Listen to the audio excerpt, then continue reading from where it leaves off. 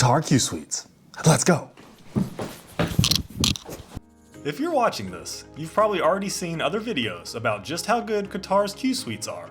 From the spacious private suite, to the world-class food, and the industry-leading in-flight entertainment system. But even too much of a good thing can sour the experience. How does this all stack up when it's your home for almost 20 hours straight? Will it still be one of the best experiences in the sky on hour 18? Or will it have me considering declaring a discomfort emergency? Stick around to find out. Our journey begins today in New York at the lovely Conrad Midtown Manhattan, one of my favorite hotels. I'll put a link in the description to a short hotel tour covering the space. It was early, but I was excited. Today was the start of a week-and-a-half long trip to Thailand. But to be in Thailand, you first have to get there, and it's no easy feat. Which is why I chose to take what is widely regarded as one of the best, if not the best, business class in the world, Qatar Q Suites. Today's flight would take off from New York's JFK Airport. We would then fly for nearly 12 hours straight, crossing the Atlantic Ocean and the Mediterranean Sea, before finally beginning our descent into Doha, the capital city of Qatar, flying a total distance of nearly 6,700 miles. My Uber driver dropped me off at Terminal 8 in JFK, a major hub for oneworld carriers such as American Airlines and, you guessed it, Qatar. There are separate check-in lines depending on what class of travel you are in, or if you have elevated status with Qatar or oneworld. As you can see, this is a huge time saver, as there was hardly anyone in line, and would you look at that, they even rolled out the red carpet.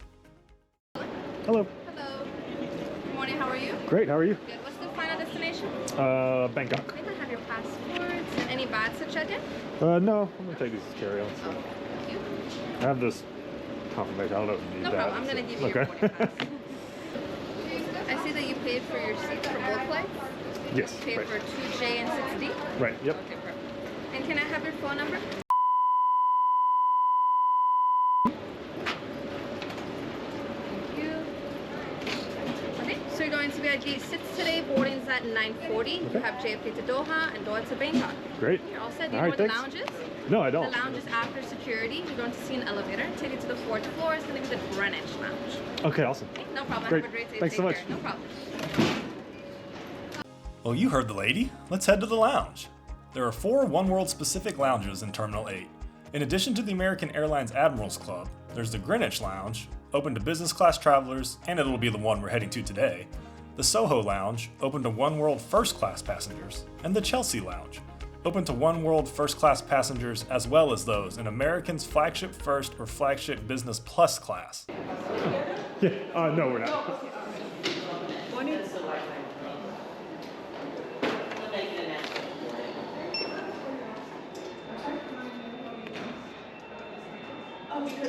All right, you're all set. Enjoy. Thanks so much. Sure. Once you're off the elevator, you'll scan your boarding pass to get in, and then go through these sliding glass doors into the hallway leading to the lounge. I really liked the sprawling display of New York City as you walk in. I always appreciate when lounges incorporate art specific to the airport's location. The Greenwich Lounge is really quite large with tons of seating, which is a really welcome sight in a day where lounge overcrowding has become such an issue. And you already know I'm going to try and snag a seat where I can get some sweet views of planes coming in and leaving.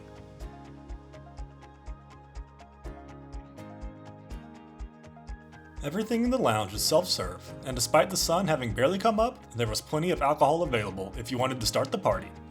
I'm not sure what the other liquors were doing there, but I assume the vodka was a compliment to the Bloody Mary bar. There was also a really impressive selection of wine, and of course, coffee and tea were available. 1 latte for me, please. Make that vacation style. Now, if you prefer a more solid breakfast, you can eat here as well. You got your breakfast soups, your bagels, your toast, your little balls of butter, your cereal, your cold salmon, your cheese, your salad, your blueberries, strawberries, pineapples, honeydew, your granola, your breakfast potatoes, your bacon, your scrambled eggs, and your beans. Wait, what? Beans? I thought the US gained independence from Great Britain already. Wasn't outlawing beans for breakfast the whole point? There also appeared to be some sort of in-lounge restaurant and bar called the Tasting Room, which didn't open until 10:30, but it looks like it had things I'd be interested in. After wandering around for a bit, I spotted the Boeing 777-300ER that had just landed and would be turning around soon to take me to Doha. I'd never been on one of these before, but if you've ever gotten up close to one of these 777-300s, you'll know what I'm saying when I say the plane is huge. It doesn't really compare to an A380 or a 747, but it's still a big boy. Seeing as how it was finally nearing time to board, I made my way out of the lounge and to the gate just in time to see an absolute swarm of flight attendants board our plane. That in and of itself is truly impressive and is sort of emblematic of the kind of personal service Qatar tries to provide its passengers. And no, they didn't pay me to say that. That one's on the house. Hi, welcome. Hello, thank you. Mr. Kunz. Kunz, yeah. Sorry, yeah. Nice to have you on board, sir. It's going to be this way and then the left. My Great. colleagues will get. All right, thank you. There's just something special about being able to turn left once you board an aircraft. You are able to choose your seat at the time of booking for an additional fee. I can't remember how much it was, it's like $20 or something, but honestly, on a flight like this, I feel like that should have been included in the ticket cost. Come on, Qatar. I mean, what are we doing here? So this was me for today's flight, Seat 2J. Each individual suite is huge, with plenty of room to ensure you don't feel claustrophobic even with the sliding doors shut. There were 2 pillows and one of the softest blankets ever waiting for me at my seat. There was also a diptyque amenity kit. We'll see more on that later. For now, enjoy another clip of this spacious suite.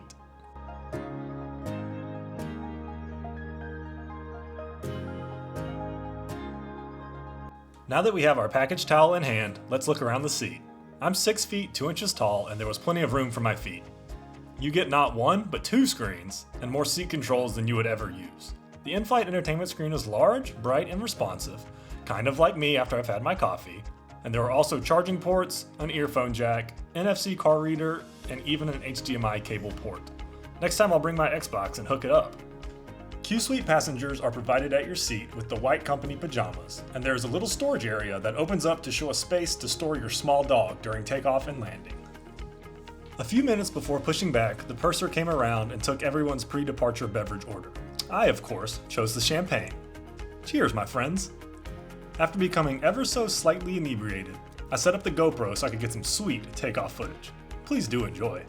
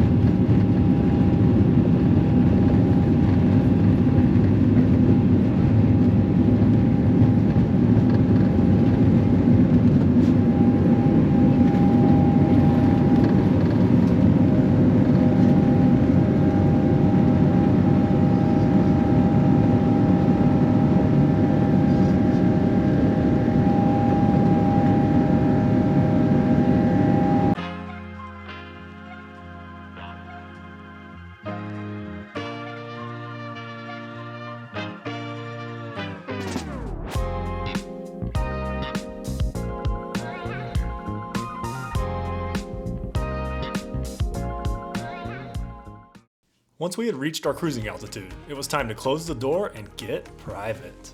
The purser came around again with a warm bowl of nuts and took my lunch order. I took this opportunity to also request an old-fashioned. Alrighty then, let's check out this amenity kit. Personally, Diptyque is one of my favorite brands. Their stuff is always high quality and you can get them good smells. This one in particular is specially designed for Qatar Airways. Inside, if I can ever get this box open, is paper, a bottle of body lotion, a bottle of face lotion, and a little tube of lip balm, very important for dealing with dry airplane lip syndrome. There's also a bottle of perfume and the all-important socks, earplugs, and face mask. Honestly, pretty solid amenity kit. That gets 2 thumbs up from me. Okay, finally, time to eat. Both the food and wine menus were extensive and bound in the soft touch fake leather material. Feel free to pause the video to take a longer look at any point. Food was served at certain intervals during the flight, but you could also choose to dine on demand if you wish. And let me tell you, the food on these flights were by far my favorite part. If you ever get to fly Q Suites, come hungry because you'll be in for a real treat. Once you extend your tray table, the flight attendants come by and set your place for you. For starters, you're given a basket of warm bread along with butter and your choice of olive oil. I chose the one that also included balsamic vinegar because it reminded me of my time in Italy. For starters, we were served an amuse-bouche of shrimp and caviar. For my appetizer, I chose the sweet corn and jalapeno soup. Destroyed. Gotta take a little sip of wine to wash it down. Next up, I went for the chicken tikka masala, which I also deleted, but forgot to take a picture of, probably due to the wine. Last but not least was this absolutely gorgeous dulce de leche tart with caramel. Hold on, wait a minute. Is that gold? You already know what I did to this. Erased. So the bathroom on this 777 is fairly decently sized. I'm not sure why you would, but hypothetically, you could fit one of your closest friends in here with you. There's also a baby changing table for all you parents out there, which could also, hypothetically, double as a drink and snack table if you wanted to turn this bathroom into your own private lounge. That's gross though.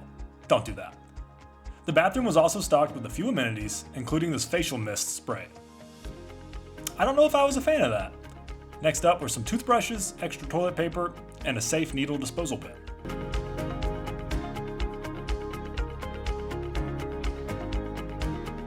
Alright, it's time to get in these pajamas. Honestly, they weren't half bad, and I was really surprised at how well they fit me. Allow me to give you the full 360-degree picture.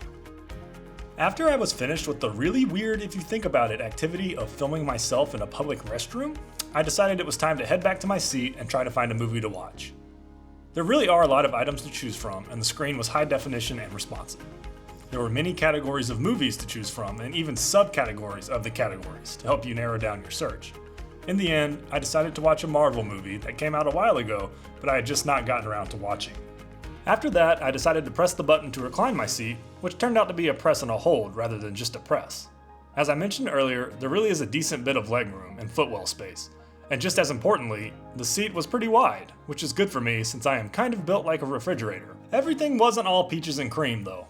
Two main complaints with this flight. Every movie or TV show you wanted to watch was accompanied by the same extremely long ad. And you have to pay for Wi-Fi even in business class. But the kicker is, legitimately 70% of the time, it just didn't work. Not saying it made me want to emergency escape out of my seat, but not saying it didn't make me want to emergency escape out of my seat either. After I was done complaining, I decided it was time to check out where we are on the flight. Woke up a few hours later to a completely dark cabin and a rumbling stomach. And then I rejoiced because I remembered I was in Qatar Q Suites and could order the king crab mac and cheese for a snack. It was awesome. I also got a smoothie to wash it down, but I do not recommend. It was really chalky. After a solid 11 hours, it was finally time to begin our descent into Doha. We were given another wet towel and these Swiss chocolates that were legitimately some of the best chocolates I have ever had. They were awesome. It was pretty hazy as we got into Doha, but I was still able to get some pretty cool aerial shots of the city, which looks pretty sick, not gonna lie. Alright, let's engage super speed and get on the ground.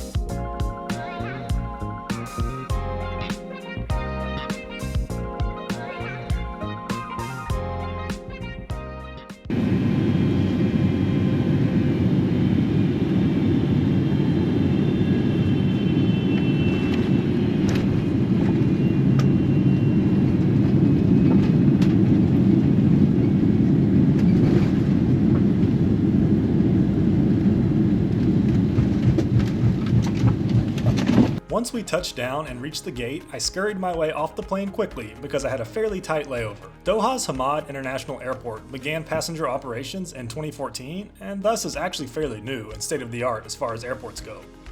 I think the terminal is really stunning, and I'm not alone in my thoughts, as Hamad International currently holds the title of World's Best Airport according to Skytrax. While I was crunched on time, I had to stop and marvel at the famous giant teddy bear, which a member of the Qatari royal family purchased for a whopping $6.8 million US.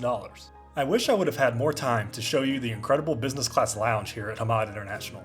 It was multiple floors and absolutely massive, but unfortunately in my short layover, the priority for me was to take a shower. Being able to take a shower in between long flights is such a massive perk of being able to get into a lounge that has a shower. The shower rooms here were of course huge and stocked full of nice amenities. Feeling refreshed and ready to take to the skies again, I hurried my way over to my next gate to get ready to board. Doha has these weird gate within a gate areas. Not sure if you can leave them and come back, so maybe use the bathroom before going to the gate? Hi, welcome to Qatar's passport boarding pass. Yeah, sorry. Whole thing's in there. Yeah. Mr. Seth, Yes. traveling to Bangkok, sir. I'm sorry? Mr. Seth, Yes. traveling to Bangkok, right? Right in Bangkok, yes. Yes. Just one second. Sir, just to inform you, sir, your seat was changed. Okay. Okay, because we need to accommodate the family. Okay. Okay, it's okay for you, sir. But if you want, sir, I'll give you a best seat. You want a window seat? Sure, that'd be good. Okay. Is it together? I'll put you in the 3. Okay, 3 kilo. Okay, 3K, got it. Here, Miss, going to Now, sir, you're sitting in a 3 kilo. Awesome. Okay, it's a window seat, sir. Great, thank you. Here, Mrs. Martha. Thank you, sir, for choosing the Tourist South Lesson Plan All right. for the boarding. Great, thank you. So yeah, this is what I'm talking about when I say the gate within a gate type thing. I don't really think that we have any of these in the United States, and I'd never seen them before.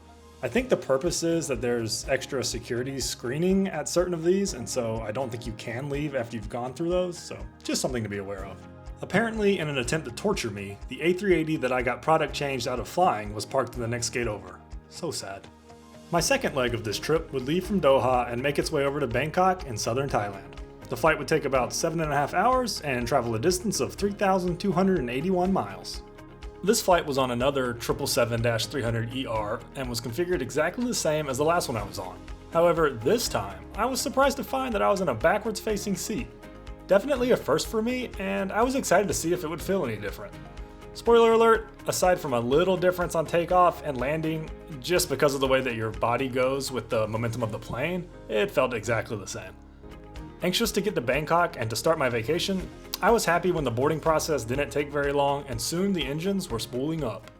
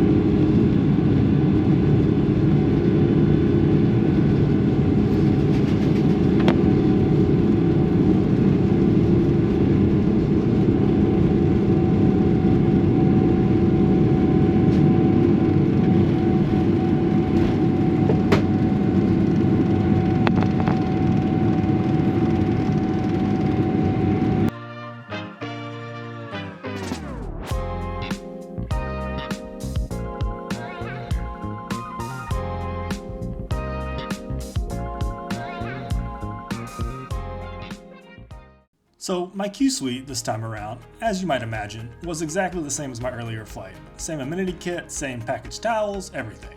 Since I didn't sleep very much on the last flight, my internal clock was a bit off, so my main purpose for this flight was to try and get some sleep. So I just ordered a little fruit tray, which was of course beautifully presented, and after I deleted that, I put my bed into lie flat mode and tried to get some shut-eye.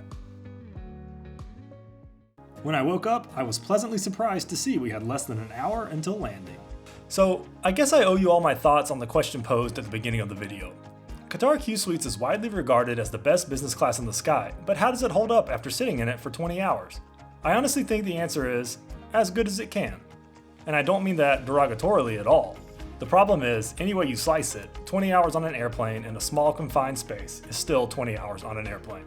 It's easy to get restless and keep checking the flight map to see how much time is left in your flight. However, if you do have to fly 20 hours, it is no doubt best to do it in a Q Suite. The service is personable and impeccable, the food is comparable to what you'd find in an upscale restaurant, the bed is comfortable and importantly long and wide enough, and there are a plethora of entertainment options to watch. Is it worth it over, for example, economy for a long trip? No doubt in my mind the answer is yes. But I would say just don't expect it to make 20 hours of flying not feel like 20 hours of flying. Thank you so much. Bye, thank you. Thank you, thank you. Take care. Thank you. Well, that'll do it for me today. Thanks for listening to me blather on for almost 20 minutes. You were a real one for that. See you next time.